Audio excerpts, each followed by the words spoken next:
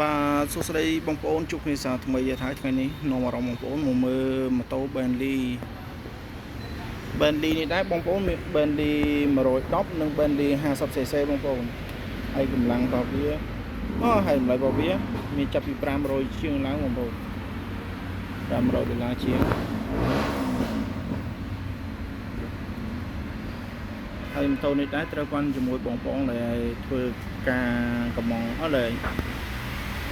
លក់អនឡាញបងប្អូនអាចដឹកអីវ៉ាន់បានច្រើនណាស់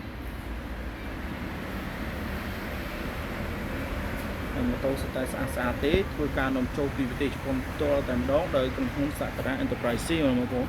ហើយមានទីតាំងនៅជិតសាលាខណ្ឌទួលគោកផ្លូវ327កែក596បងប្អូន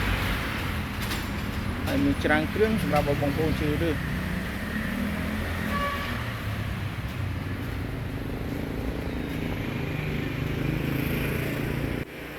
តែស្អាតទេបងប្អូនវាស្រួលក្នុងការដឹកអីវ៉ាន់បងប្អូនស្រួលក្នុងការដឹកអីវ៉ាន់តែជាងអាចផ្ទុកអីវ៉ាន់បានច្រើនហើយបងប្អូនចង់បានខាងកម្លាំងមានកម្លាំង50និងកម្លាំង 100cc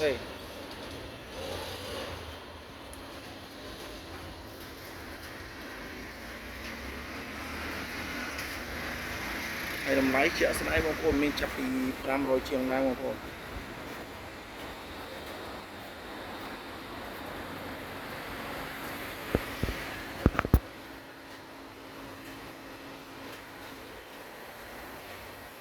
សួរដឹកអីវ៉ាន់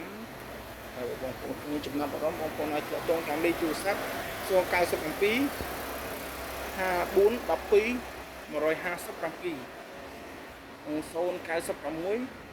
096 ចិត្តគុតនិង122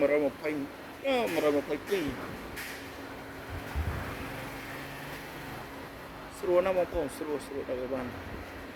អរគុណច្រើនបងប្អូនសម្រាប់ការទស្សនាបងប្អូនអាចទាក់ទងតាមលេខទូរស័ព្ទខាងក្រោមបានបងប្អូនអរគុណច្រើន